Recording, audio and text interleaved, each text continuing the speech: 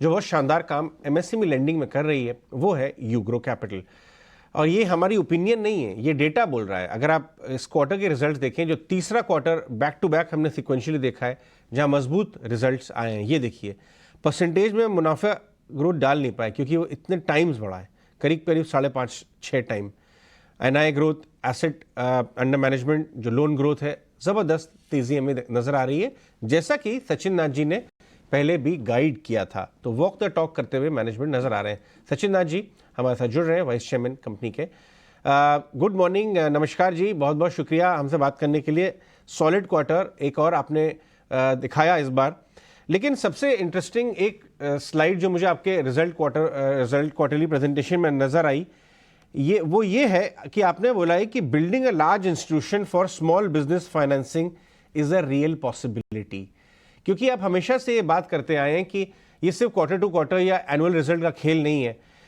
यूग्रो को आप एक एमएसएमई इंस्टीट्यूशन बनाना चाहते हैं। ये जो नंबर्स जिस तरह के बैठ रहे हैं लास्ट 3-4 क्वार्टर्स से, क्या आप कॉन्फिडेंट हैं कि उस डायरेक्शन में बढ़ रहे हैं?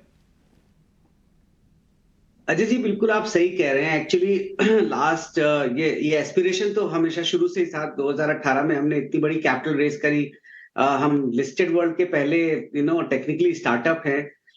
लेकिन उसके बाद पहले डीएचएफएल, आईएलएफएस क्राइसिस, फिर कोविड क्राइसिस, बट हमने धैर्य नहीं खोया इस पूरे क्राइसिस के बीच में, और हम लगे रहे इस बात पे अपने आप को प्रूव करने के लिए कि स्मॉल बिजनेस फाइनेंसिंग एक बहुत ही बड़ी और रियल अपॉर्चुनिटी और एक बड़ा स्केल इंस्टीट्यूशन खड़ा किया जा सकता है। क्योंकि अगर विगत आप 2 दशक में देखेंगे तो कंज्यूमर फाइनेंसिंग की बड़ी कंपनियां बन गई, ट्रक फाइनेंसिंग की बड़ी कंपनियां बन गई, बहुत सारा segment of the market create हुआ। बट जिससे हमारा भारत चलता है, जहां पे मेजॉरिटी एम्प्लॉयमेंट जनरेट होती है, उनको सपोर्ट करने के लिए कोई बड़ा फाइनेंशियल इंस्टीट्यूशन नहीं बना पिछले 3 दशकों में। और ये जो जिस तरह का हम डेवलपमेंट देख रहे हैं, ये 3 चीजें हो रही हैं हिंदुस्तान में। एक, जिसको हम बोलते हैं कि एक डेटा इंफ्रास्ट्रक्चर अभी बिल्ड हो गया है, courtesy GST, digitization of banking, और जो ब्यूरो की मैच्योरिटी आ रही है। सेकेंड, हमारा जो कस्टमर सेगमेंट है 25 लाख टर्नओवर से 15 करोड़ टर्नओवर का, जहां पे करीब 95% क्रेडिट गैप है, ये कस्टमर सेगमेंट भी बहुत जल्दी डिजिटाइज हो रहा है। इसका जो अडॉप्शन है फॉर्मल इकोनॉमी में आने का, वो बहुत ही फास्ट देखते हैं।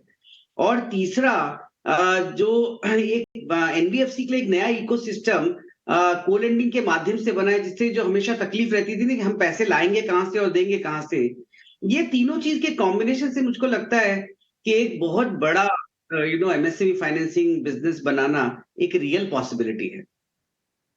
सचिन जी, मैं देख रहा हूं कि आपका प्रोडक्ट मिक्स काफ़ी ज़्यादा डाइवर्सिफाइड है। आप करीब 8 से 9 स्टेट्स में प्रेजेंट हैं। 8 से 9 बड़े सेक्टर्स में आपका लोन मिक्स है, तो आपने रिस्क मैनेजमेंट ठीक ठाक कर रखा है। लेकिन आप बनारस से आते हैं, मैं भी यूपी का हूँ, हमारे अभिषेक जी आपके घर के पास के बनारस के। आपके जो स्टेट वाइज डिस्ट्रीब्यूशन है उसमें यूपी नहीं है, बिहार नहीं है, जो कि भारत का काफ़ी बड़ा हिस्सा है। तो ऐसा क्यों? यूपी बिहार कैसे छूट गया? आपके साथ वाली नई नई कंपनियां यूपी से लिस्ट हो रही हैं, बनारस की एक स्मॉल फाइनेंस बैंक अभी लिस्ट हुई। हाँ, देखिए, उत्कर्ष एक माइक्रो फाइनेंस कंपनी का जो कैरेक्टरिस्टिक और जो कस्टमर बेस होता है वो बहुत ही डिफरेंट होता है। हम एक बहुत ही डेटा ड्रिवन ऑर्गेनाइजेशन है। तो जब हमने स्टार्ट किया तो हमने ये कोशिश की कि हमको डेटा क्या बताता है और उसके हिसाब से हम कैसे बिल्ड करें। हम अपने जो कस्टमर हैं, कस्टमर की डिफरेंट नीड को सर्विस करते हैं, इसलिए हमारे multi product line, multi channel है। हमारा जो पहला डेटा सेट निकल के आया, जब हमने करीब 30 एक पीयर सेट लेंडर का डेटा एनालाइज किया ब्यूरो के थ्रू, तो हमको माइक्रो एंटरप्राइजेस के लिए 5 स्टेट सबसे अच्छे लगे: तमिलनाडु, तेलंगाना, कर्नाटका, राजस्थान, गुजरात। और लेकिन विगत 3 वर्षों और 4 वर्षों में एक्चुअली यूपी, एमपी और अब आंध्रा, ये बहुत ही अच्छा कर रहे हैं। तो मतलब इसमें ऐसा कोई बायस नहीं है कि मैं बनारस का हूं इसलिए यूपी जाना चाहिए। डेटा अब ये बोल रहा है कि यूपी एक नया गुजरात है, और इसलिए अब हम यूपी में बहुत जल्दी ही एक्सपैंड करने वाले हैं, बहुत ही जोर शोर के तरीके से। सचिंद्र जी, एक और चीज़ जो थोड़ी सी हमें आपसे पूछनी चाहिए वो है एनपीएस के आंकड़े, क्योंकि हमने Q1 में थोड़े से कमज़ोर होते देखिए। हालांकि ज़्यादा कमज़ोरी नहीं है, लेकिन फिर भी थोड़ा सा डिटोरेशन ज़रूर है। और Q2 में भी 1.8 से बढ़ के 1.9% ग्रॉस एनपीए, नेट एनपीए 1% से बढ़ के 1.1%। तो क्या है, मान के चले कि ये चूंकि एओएम में आपने अच्छी खासी जंप दिखाई है, ये कह सकते हैं उसका एक बाई प्रोडक्ट है। और क्या आप इसको स्टेबल होते दिख रहे हैं या फिर थोड़ा सा ट्रेंड बना रहेगा अभी? देखिए, हम अगर आप देखेंगे, आपने देखा होगा, हमने बोला है कि हम ये कोशिश करेंगे कि ऑन ए सस्टेनेबल बेसिस 30 से 40% की ग्रोथ करें। 2% से नीचे हमारी क्रेडिट कॉस्ट हो, हमारा इनकम टू ऑपेक्स रेशियो जो है वो 45% के आसपास हो, और हम 4% रिटर्न ऑन एसेट और 18%, 16 से 18% का आरओई जनरेट करें। ये ऐसी कंपनियां जो ये मैट्रिक्स मैच कर पाती है लेंडिंग इंडस्ट्री में और इसी पे बनी रहती है, वो बहुत ही टॉप क्वार्टाइल कंपनी होती है। अब ये हमारा 2% क्रेडिट कॉस्ट का मैट्रिक्स है, ये हमारे पोर्टफोलियो कंस्ट्रक्ट से आता है। हम 11% सिक्योर्ड लोन से 18% अनसिक्योर्ड करते हैं, जिसमें हम 30% अनसिक्योर्ड बिजनेस रखते हैं, बाकी हम सिक्योर्ड रखते हैं।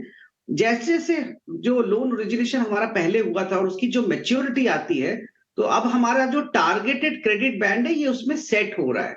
तो ये जैसे ही हमारा विंटेज ऑफ पोर्टफोलियो बढ़ेगा, तो थोड़ा आप ये देखेंगे, बट अभी भी हम जो है, हमें ऐसा कहीं नहीं लगता कि हमारा जो ये 2% क्रेडिट कॉस्ट का जो अजम्पशन है, हम उसके कहीं बाहर जा रहे हैं।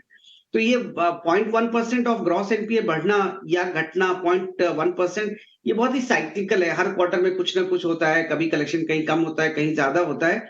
ये उतना वरीसम नहीं है और ये कोई इंडिकेटर नहीं है हमारे फ्यूचर पोर्टफोलियो क्वालिटी का।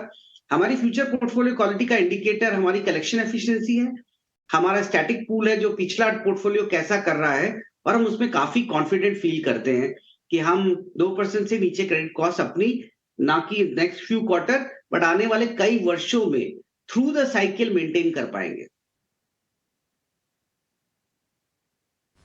ठीक है मिस्टर नाथ, बहुत बहुत शुक्रिया, थैंक यू वेरी मच। आज आपने टाइम निकाला, फिर से अपनी कंपनीज के ना केवल अच्छे नंबर्स के बारे में हमको डिस्कस किया, बल्कि आगे की गाइडेंस को भी और क्लियर किया।